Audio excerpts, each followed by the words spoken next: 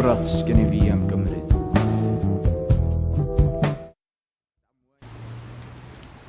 On the 11th of December 1282, Llywelyn III, Prince of Gwynedd, Prince of Pwrawalia, was killed at Aberedu in a conspiracy with Edward I and the bishops of England and Wales.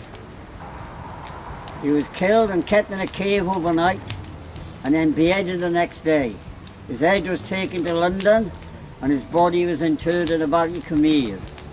Since his murder and the barbaric murder of his brother in the following year, English princes of Wales have been foisted on us.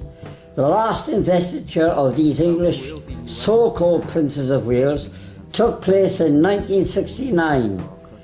Charles Windsor. Netflix is going to film that investiture of 1969 in Carnarvon and rub our noses in the dirt with this insult. We have contributed to this commemoration of Prince Charles as a Prince for Wales by burning here the Master of Ceremonies in 1969, George Thomas, then Secretary of State for Wales, a grovelling, no-good Cymru Brit who deserves more to be on a coil Gerthy than Guy Fawkes.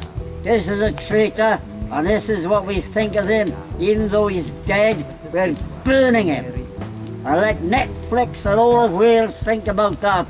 One day, you Cymru Brits will burn in hell for betraying our country. All this Welsh shit. If people think we are too hard on George Thomas, they should remember this is the creep who suggested the money sent from all over the world to the people of Aberfan after the disaster should be used to clear the coal tips.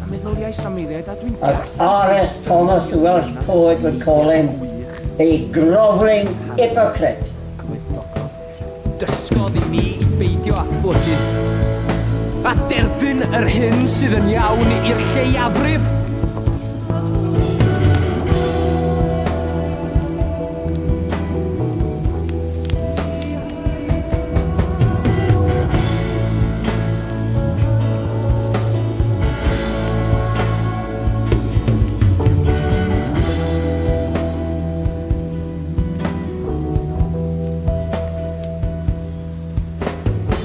George Thomas was a so-called socialist, a member of the Labour Party, and it was he who grovelled more than any other person to the royal family during the investiture of 1969. He should be remembered as another traitor, Lloyd George, and a recent traitor, R.S. Thomas, who shall be burning in effigy on a bonfire next.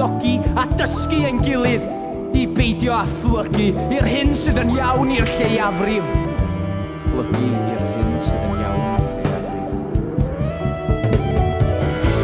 I have decided on the name National Assembly for Wales, to stress that it will be for everyone in Wales, English and Welsh speakers, north, south, east and west. North, south, east and west. Everyone in Wales. Everyone in Wales.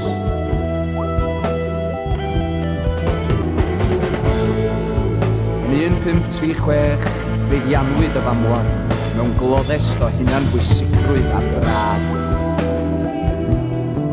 Dim ond llyfu tîm y gwir. Efallai'n debyg I 99.